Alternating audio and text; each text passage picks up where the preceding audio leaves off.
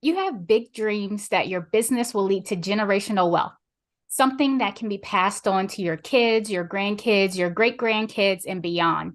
Something that they will love and put in as much energy as you do to keep it going.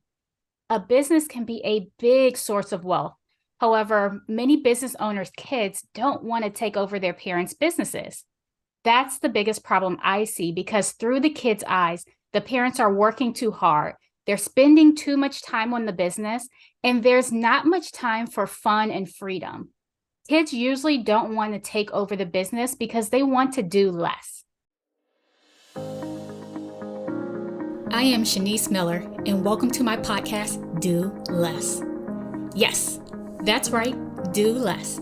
It used to be cool to work 60 hours a week, but the world has gotten smarter and realized why spend more time to make the same or less money. I help small business owners build systems and processes to help them scale and find more time for themselves and their families. I'm going to provide you the best practices and all the tools and tips to scale your business. Welcome to my show. Kevin, thank you so much for coming on the show. Now, I know that your business, Hancock Lumbers, has been in business since 1848, and I think that is so impressive. And I also heard that it's the 71st oldest family business in America. How do you feel about that? Yeah, it's pretty cool when you stop and think about it.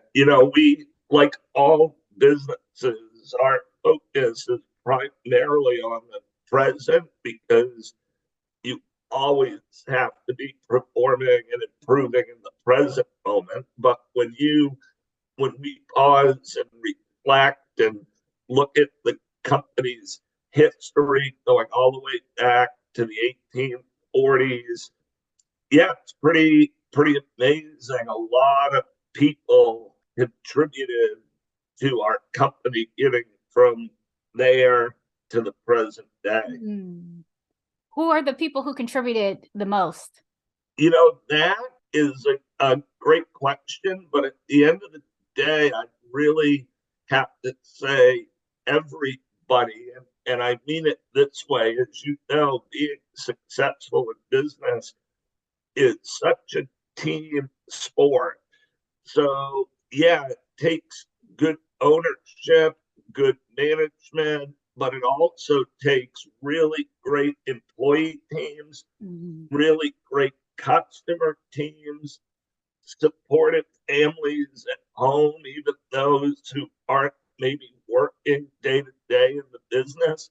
And then it always takes a little bit of luck and a lot of resilience. One of my favorite quotes in terms of family business or multi-generational businesses is this: success looks easy to those who weren't around to watch it being made. It took a lot of work, a lot of hard work in good times and not so good times.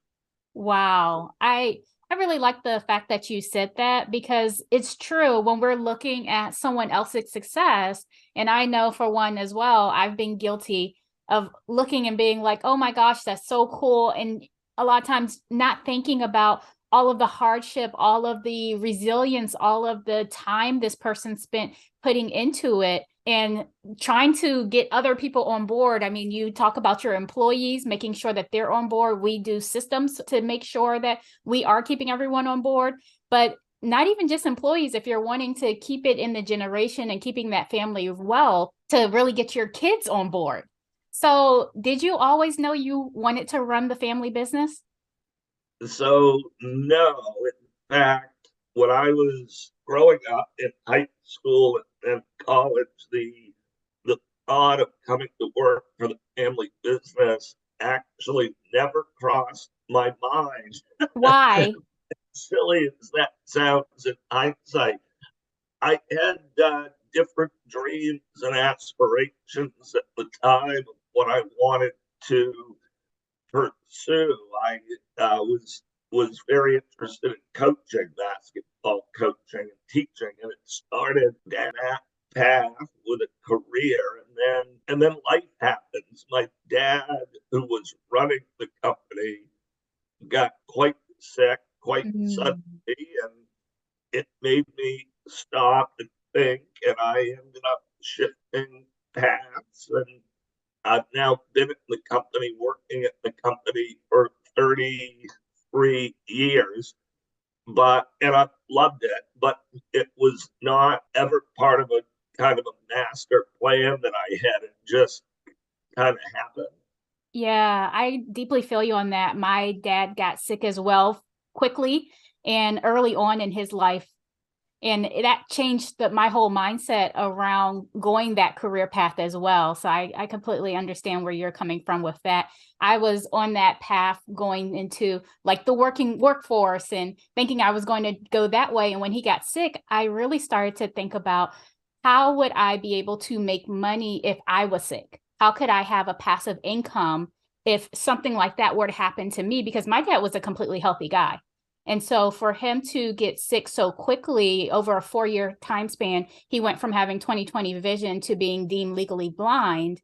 I was wondering, and that was one of those things that kind of kept popping in my mind, like, what if I get into a car accident and I have to go to the hospital and, how am I going to make money? How am I going to afford things at a young age? So you wanted to get into coaching, your dad got sick, and how did you say, you would step in? Like, when were you said in high school and college, did he get sick when you were in college or?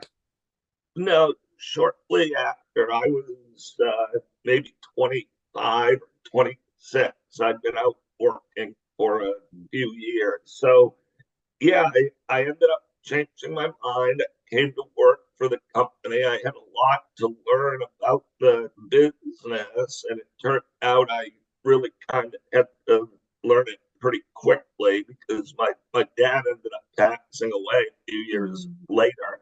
sorry to hear And that. at a really young age, I was running the company. I was president of the company at age 31. And my 31-year-old self was really confident that running the company would say be easy, but something I could definitely do and do well. And I ended up doing well. We ended up doing well, but boy, I had a lot more to learn than I thought. And I have a lot of respect looking back on my career at how difficult being successful in business for a long period of time really, really is. Because not only are there so many competitive challenges in a market, in any marketplace, but then just things you don't even see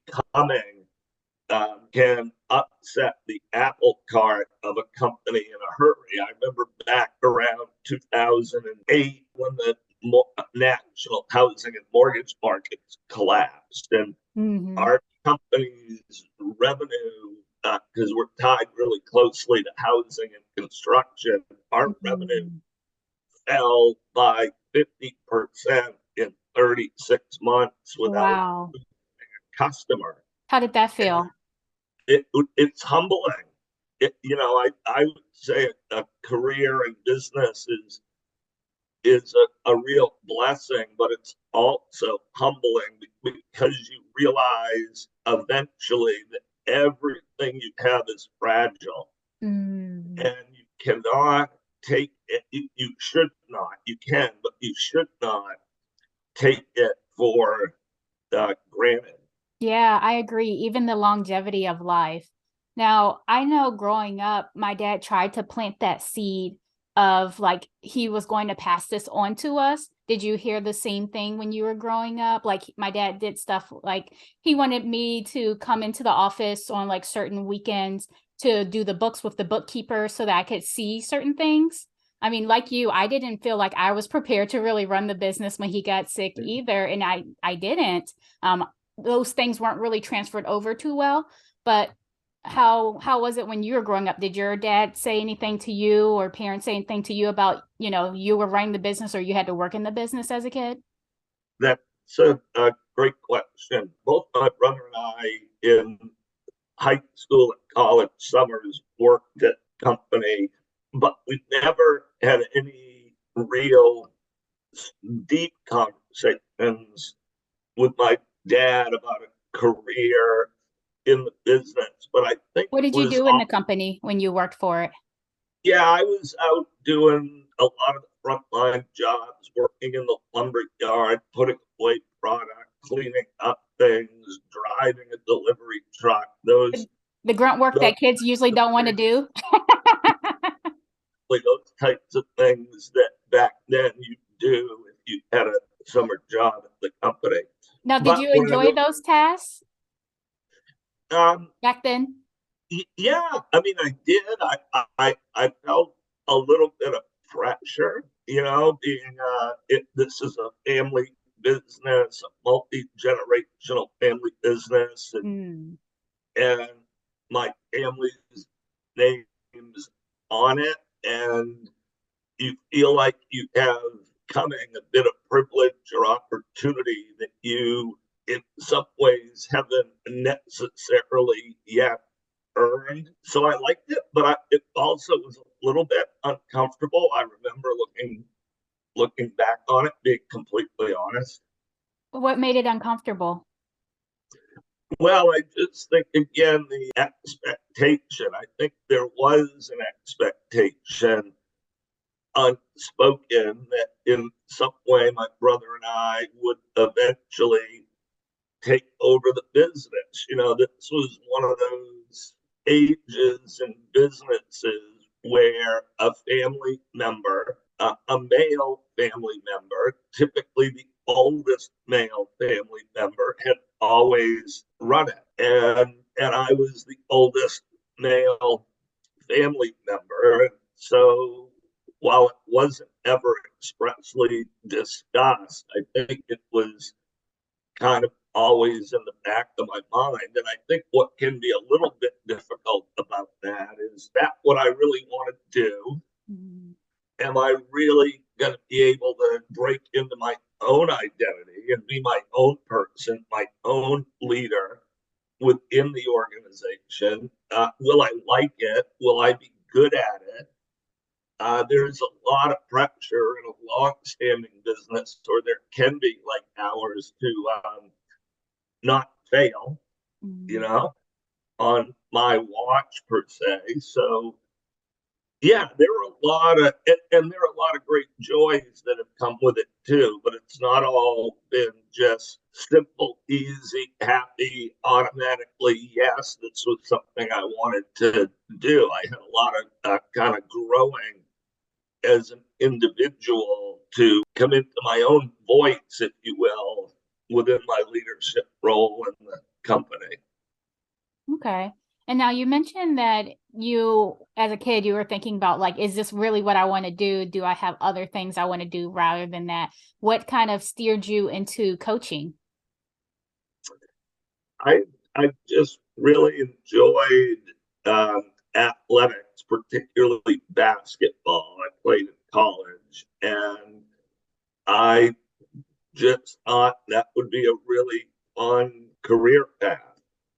And I ended up teaching as well, and I really loved teaching. But it turned out I felt that in hindsight, that teaching and coaching were really good training grounds for business Mm. leadership. You think about a classroom, you have to be able to walk into that room and earn the class's attention and interest, and to be able to connect with players or students on an individual level, to be good listeners, to be a good communicator, to create a vision, all of those things that are also critical, of course, as you know, to running a company.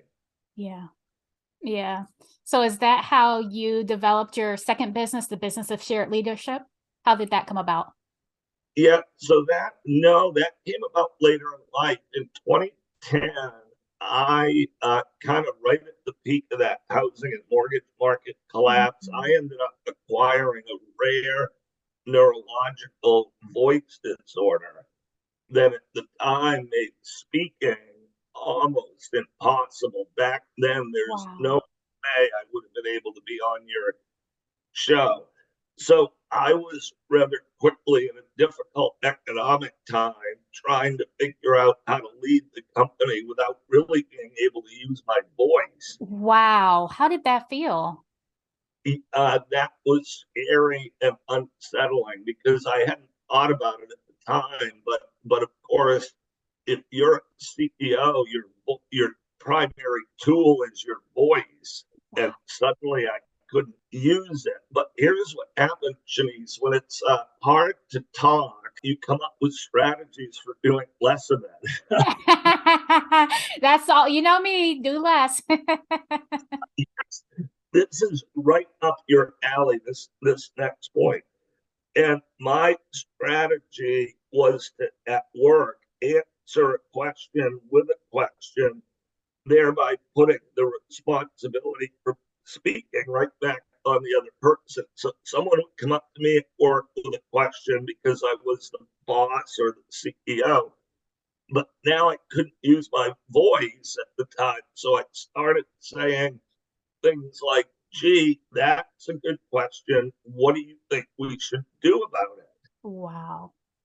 He or she would tell me, and then I would essentially simply say, okay, great, let's go do that. And off he or she would go with his or her solution to the problem that they saw.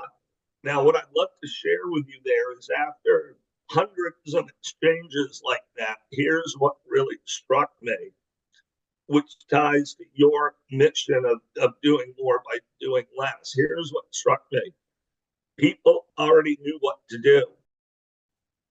They did not hardly ever need a top down, management centric directive. What they really needed was the encouragement and the work culture safety to trust their own voice. That's what got me into what I now talk about today as the business of shared leadership, which for me is about a new leadership model that disperses power, not collects it, Mm. and that gives other people a stronger voice. And what happened is I ended up doing a lot less. Everyone else in the organization ended up leading more, and our company took off and soared and is soaring to this day on that basic set of principles that I really stumbled upon through a voice condition Wow. that forced me to lead differently. That is truly incredible. Like, and this is exactly what I hear you talking about when you're talking about you had to be resilient. Like, you're taking over the company when your dad got sick. Like, that's already pretty tough to have to step into huge shoes to learn a lot of things that, as a kid, sometimes you think you know everything because you did a couple of the jobs. But now that you're in your dad's shoes, it's like, oh, I really don't know everything. He didn't necessarily prepare me to get into this because I'm taking it your dad was that chief bottleneck guy. He was doing, my dad was a chief bottleneck guy too. And so, when you're going to hand it over, even though it's like, oh, my kids were watching me do this, it's like, but we don't have your knowledge. That knowledge transfer wasn't there. And that's the biggest thing that we help our clients with, is that knowledge transfer. But to go in, to have to deal with your sick dad, to have to deal with the grief of him passing, then to have to deal with the stock market and the housing market crash and everything kind of going down from there, and having this speech difficulty, that's really tough to deal with, that you had to keep overcoming those obstacles time after time again. What made you keep moving forward instead of giving up? Well, that's another great question. I'm really wired to keep moving forward. I like the idea of giving up just doesn't really occur to me with respect to anything I'm passionate about. But then the big thing that got me excited, super excited about moving forward, it's seeing how the company was improving as I kept doing less. So Mm, I ended up getting a good bit of my voice back, but would never go back to using it in the old way I used it before. And I really started to see something magical in a leadership approach that dispersed power, that shared leadership, and that gave other people a stronger voice. And that's really inspired me to pursue that path to its fullest at our company. And then to write books, go on shows like yours, give talks about the opportunity for leadership to reinvent itself along the lines of the mission of your show and work. wow. So you've gone through all of this. Do you have any kids of your own? We do. We have two adult daughters. One's 30, the other's in their late 20s. One of them today works at the company, and the other one doesn't. But we tried to make it really comfortable for everyone in the family to pursue their own voice. It's how I've come to think of it, and to have a company that has a really good leadership team, management team, board of directors, and create paths for the family members to work in the company or just be really great owners, which is a super important role in and of itself, and pursue their own dreams in other ways. Wow. So how can, well, what are you doing to get your kids excited about taking over the business? How are you getting them excited and helping them to do less besides what you're already showing? Yeah, well, I think the first thing is to make it really clear that there's no expectation for what they have to do or need to do within the business. That should be on their terms in ways that are meaningful to them. I think we really throw individual in that regard. I want everyone to be living the life that they feel called to live. And if that includes work inside the company, that's great. And if it doesn't, that's great. And I really don't want any pressure Mm. that way on anybody in the family. Yes, I hear that. And when you were talking too, I heard that pressure seemed like that was top of mind. So it did seem like even though your parents didn't talk about it, there was still a pressure that you were going to take over this business. And that seemed to have, it definitely impacted you, but weighed on you a little bit where it can be a turnoff to some kids if they feel that pressure. So giving your kids not the pressure, taking that pressure off of them, letting them to see and find out what their strengths are and maybe see how that's aligned in the company. That definitely seems like the better way to do less with your kids and getting them excited about the business instead of trying to force them and Yes. exerting more pressure. Yeah, I like how you said that, applying that do less approach to your family lineage with respect to the family business, so that if people within the family end up working in the business, it's organic and for reasons that serve them. Yes.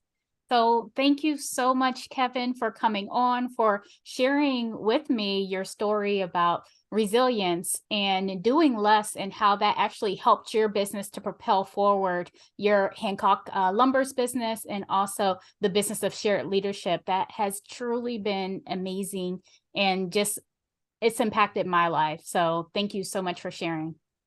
It's great to be with you. You're a joy to talk to, and you are creating an opportunity for lots of people that have a bigger voice, like myself, with you today. So, way to go! Thank you. Thank you. This has been an amazing episode of Do Less with me, Shanice Miller. Share this episode with anyone who needs to hear this today. Leave a 5-star rating and review. And remember, if you're a business owner and need to do less in your business, click the link in the description to work with me.